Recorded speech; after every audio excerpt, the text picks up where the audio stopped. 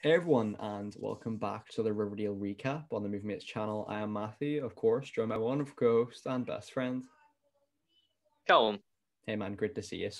On today's show, we're reviewing the mid-season finale of season 5 of Riverdale, which is episode 10.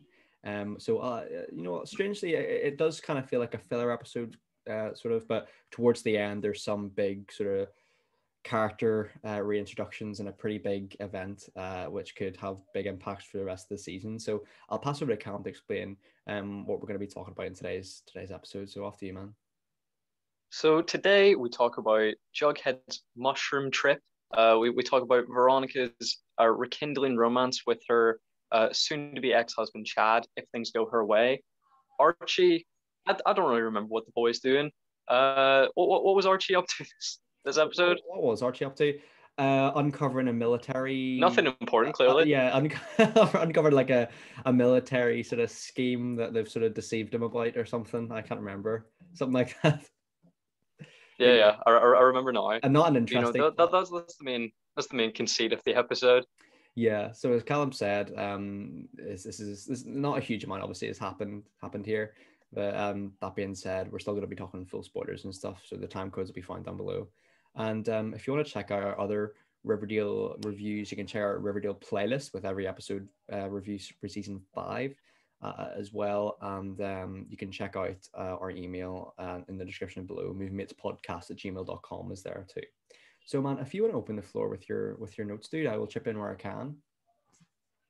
So to address Veronica's side of this episode, we see that she's built up a significant amount of guilt from the helicopter accident that was alluded to many episodes ago on the first episode of the time jump, and she feels this intense guilt because she had wished death upon her husband, and quite honestly, we learned that they've been boozing it up at the party at Martha's Vineyard, or I feel like they the way they take like popular names and brands and then change it. Yes. They have like the 5 seasons and like Yeah. ridiculous concepts. Yeah. Is it like, I think they changed it to Marcia's Vineyard or something like It's that. something That like would be that. very Yeah, Riverdale. I know what you mean. It's classic. So she feels guilty because she wished death upon Chad, but he was drinking before he got in that helicopter and he was driving. Yeah. So to It's me, all I in think Chad. being drunk when flying a helicopter is probably the bigger sin than wishing him dead. Yeah, I'm kind of already sick of this Veronica Chad back and forth. Will they, won't they? It's clear that he's just an idiot. He's just not a nice character whatsoever. And to be fair to him, I've criticized him there. One thing I will say is that I can understand why he would be angry at Veronica for like rebounding so quickly with Archie. Like from his perspective, it would kind of look like she was cheating on him a little bit. But that being said, I feel like Veronica is the best character out of the 4, but she has the worst storylines, which is a testament to sort of Camila Mendes, how likable she is in that role. It's just that for the last couple of seasons now, they just haven't figured out where they want to take her character.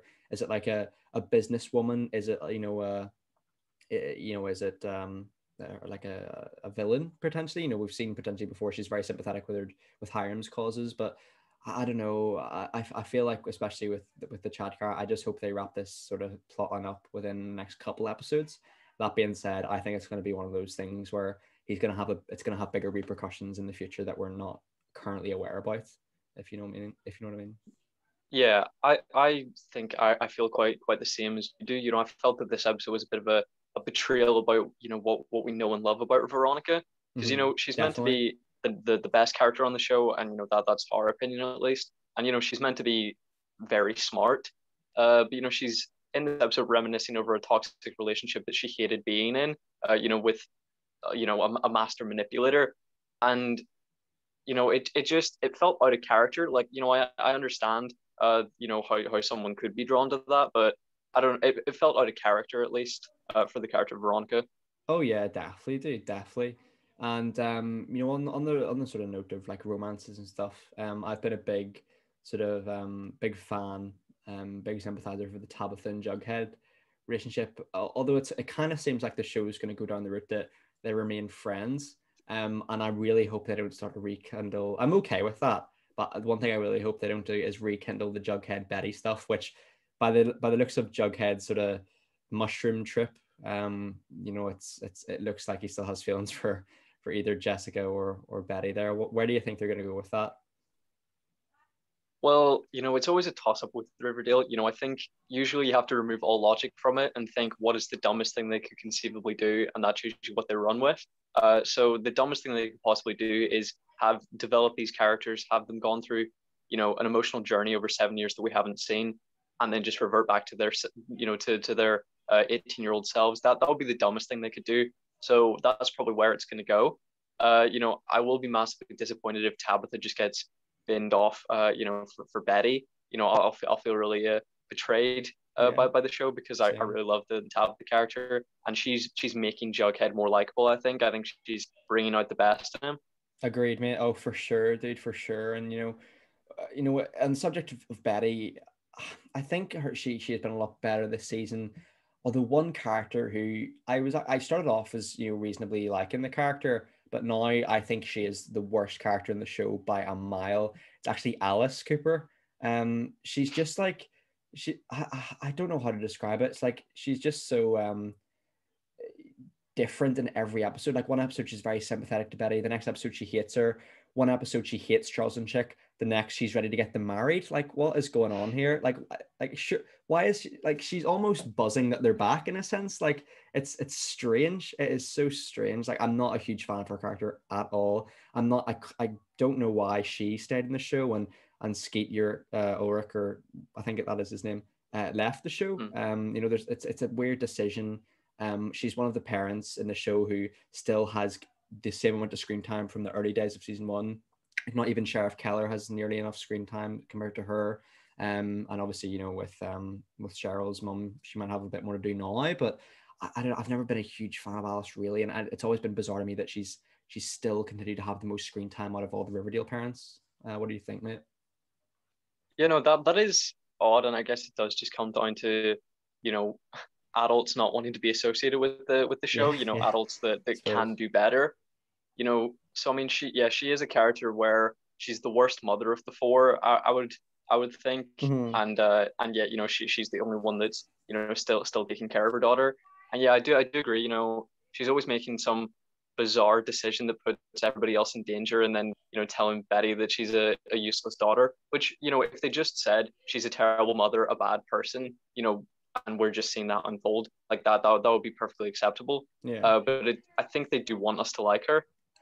Yeah, I feel that way too. Like, otherwise, why would you still have her, as a recurring character in the show? I mean, she's nearly in every episode, to be honest with you, man. And I mentioned there, Charles and Chick kind of return here after the big sort of the biggest reveal really up to this point in sort of in regards to the time jump, is that Hiram has kind of, in some way, shape or form, has allowed all the prisoners to escape his prison. So that's going to be Penelope, Blossom, Charles, and Chick, and whoever. I'm sure there's other characters in the show who have been Uncle Frank, I'd imagine, is probably out as well. So there's quite a few characters there. Do you think they're going to bring Charles and Chick back as a plot line with the Mothman or the Truckers, or do you think that's like a temporary thing to sort of use as filler while they build up to those bigger mysteries? Yeah, I think this season is all about, it's been all about wrapping up loose ends that, were ideas that just didn't really materialize or didn't work, so they wrapped up quickly that Charles was a serial killer. They wrapped up, the auteur / voyeur storyline, very quickly at the beginning of the series. So I think this episode was to provide closure, confirm that, they were a couple in love, but that, I think that this is going to be the last time we see them for a long time. I may be proven wrong very, very quickly, but from what I ascertained from the episode, I think it's the last we'll see of them for a while.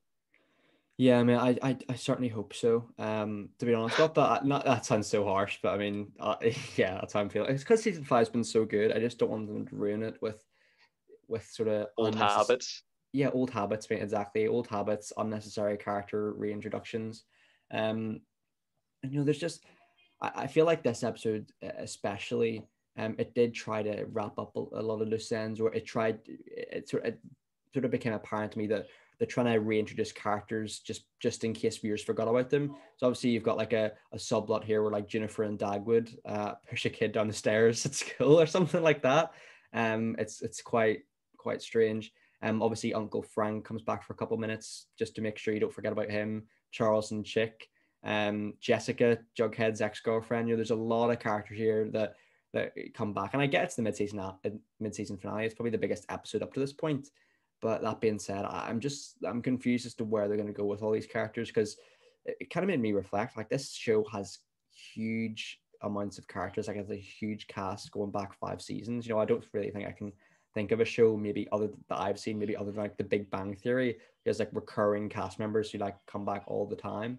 Obviously that show you've got like Kripke and people like that who are recurring, but here you've got loads. So it just adds to the mystery of season 5, which I suppose can be looked as a good thing as well. Yeah, it is probably one of the only TV shows that, is about a whole town, and it sort of feels represented in that manner, because it's a small town already, and I feel like we get, a real snapshot of, the big players within that. So I mean, it is an insanely huge cast. And you'd mentioned previously, about the fact that Hiram has the private prison, and he orchestrated this, seemingly orchestrated this big breakout. And just his private prison thing just baffles me, because the only way criminals would go to a private prison would be if the sheriff allowed it. So that means that Sheriff Keller is like willingly sending these people there, knowing it's run by Hiram Lodge.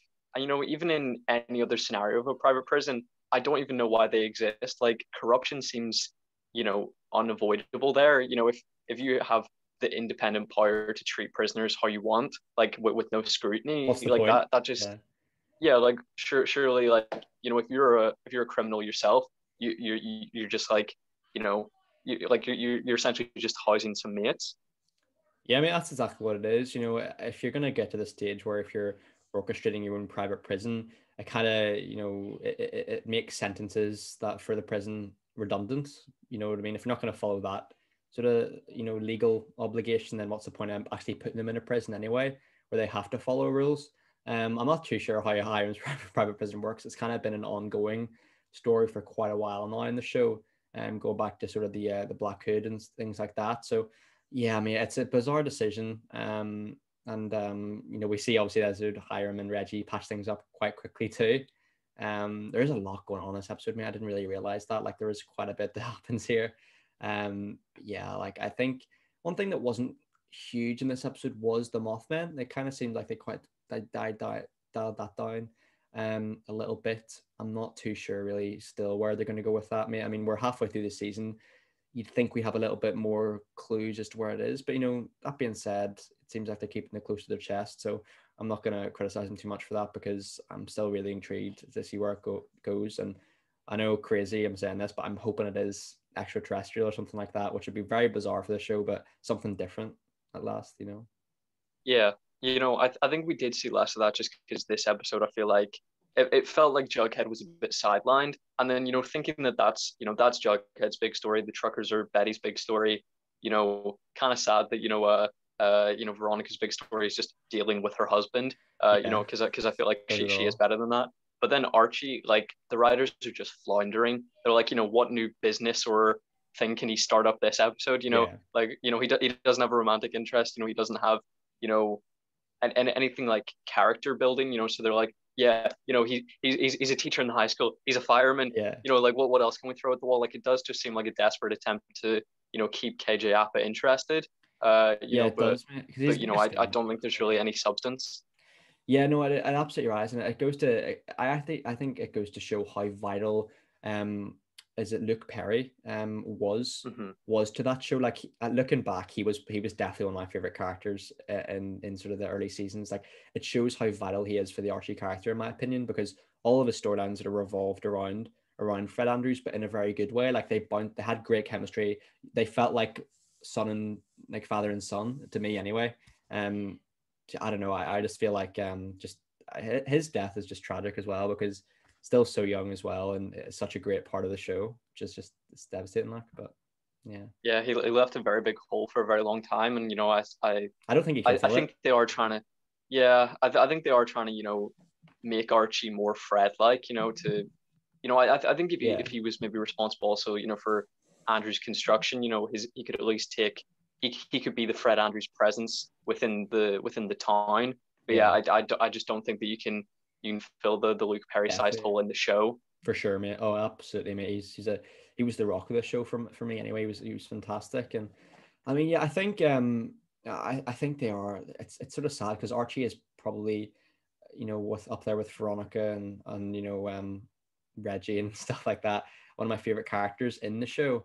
So it's just sad to see his plot lines aren't the same as they used to be back in the day. Like I feel like peak Archie was like when he was in prison and things like that, or maybe just before that. I thought he was really good, and Ketchup had a bit more screen time there to sort of have a bit more flexibility. And you can tell he's not as passionate for it anymore, if that makes sense. You can just tell I wouldn't say he's phoning the performances in. I think his acting's actually improved since, especially with Songbird. I think he's fantastic there. But I don't know. I don't feel the passion anymore. I don't feel the love to come back every episode to record. If that makes sense. Yeah, but I mean, based on what they've been producing, like, oh yeah, I don't know that I'd be passionate about I it. don't blame him. Yeah, I know for sure. This episode, I sort of said the Jughead was a bit sidelined, because he is kind of just relegated to staying within this one room and, having these hallucinations. But, I did honestly quite enjoy the drug trip there, because it felt very different to anything we'd ever seen on Riverdale. Not in all, TV and cinema, but I know what you mean. within Riverdale, Mm-hmm.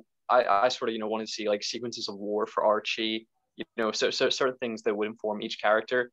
There would be something new and different, sort of build into the idea that these are finally adults. And this was, I think, sort of the first instance of us actually seeing that.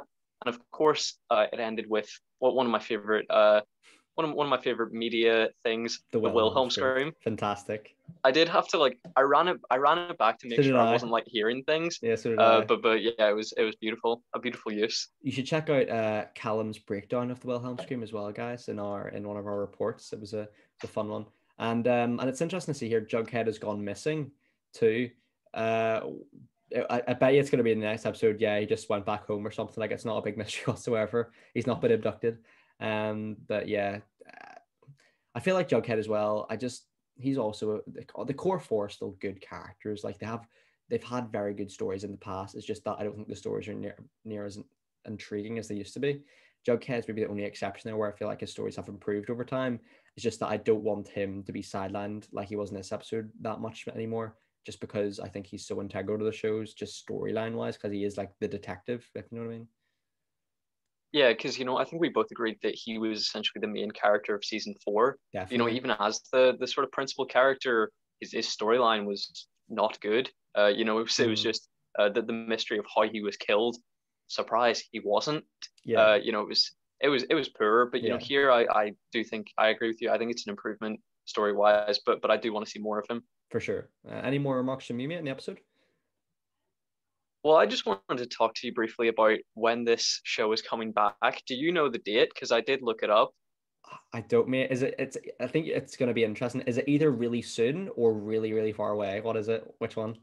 Well, the standard, mid-season break, it's usually over the Christmas period. You have your last episode maybe around like the 9th or 10th of December, and then you're back on like the 12th or 13th of January, whatever dates correspond to be, 4 weeks later. Mm-hmm. This is coming back on July 9th. What? Are you serious? Yep. We have you're joshing me. Are you we have serious? 3 full Riverdale free months. What the fuck? Oh, I'm actually gutted about that. Like, that's just gonna lose. I don't even know how that.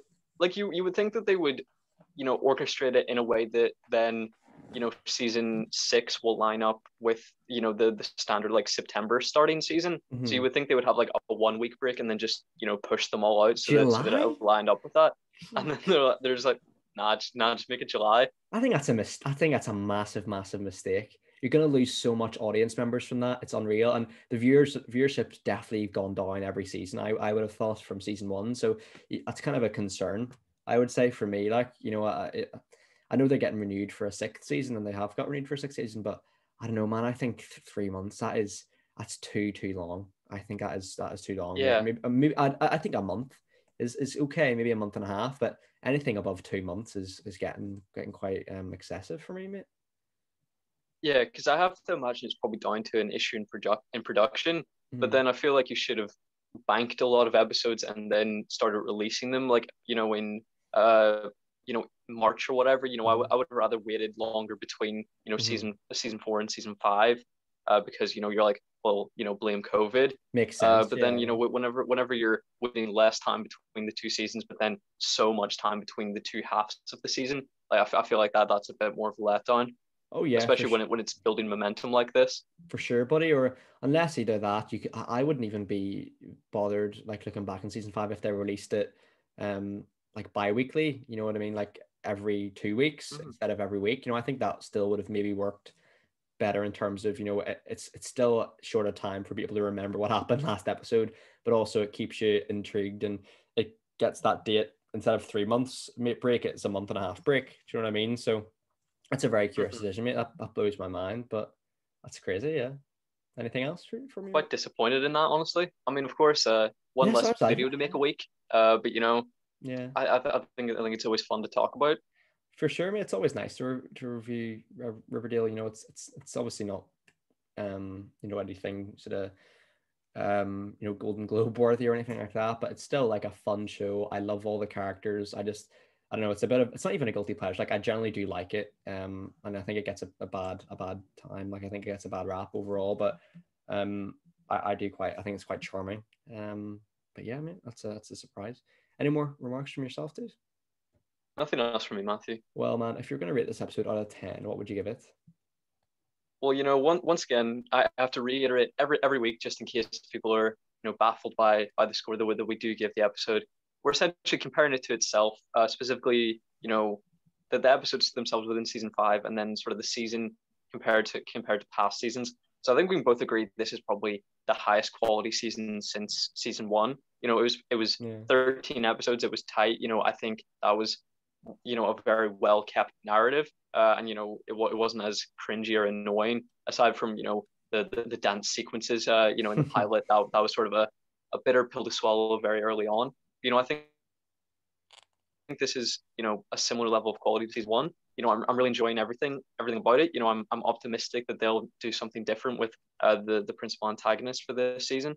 I'm hoping that in this break they take time to inject quality into the writing.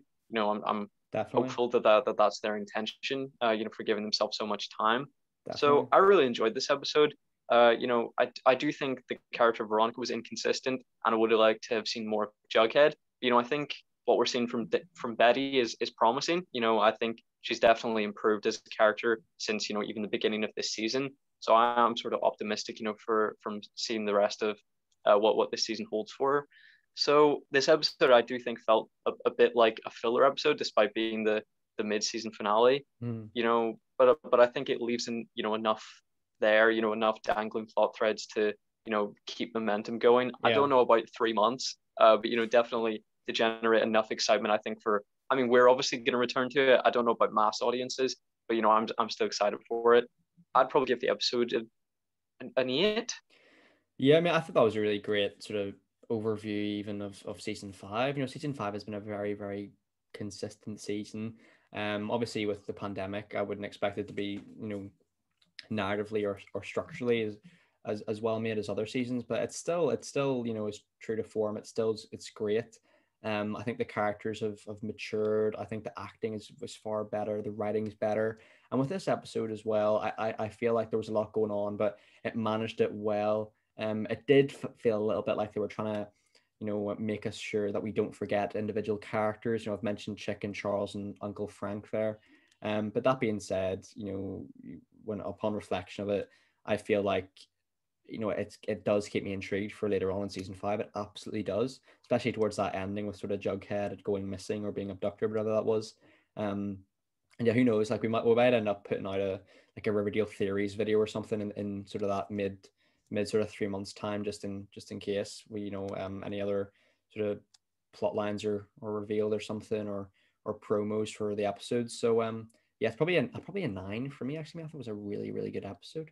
But yeah, thanks very much everyone for watching today's video. Thank you very much, Callum, and I suppose you'll not hear from us in regards to Riverdale recaps for another 3 months. So yeah, this will be the last on the playlist for quite some time. until it picks back up in July and summertime. So hopefully by then we'll be in person actually recording, so you might not have to listen to us over Zoom for Riverdale recaps any longer. But that being said, hope you guys enjoyed today's video as much as we did recording it. Hope you guys are all well. Hope your family and friends are all safe and well too. Take care, everyone, and see you later. Bye-bye.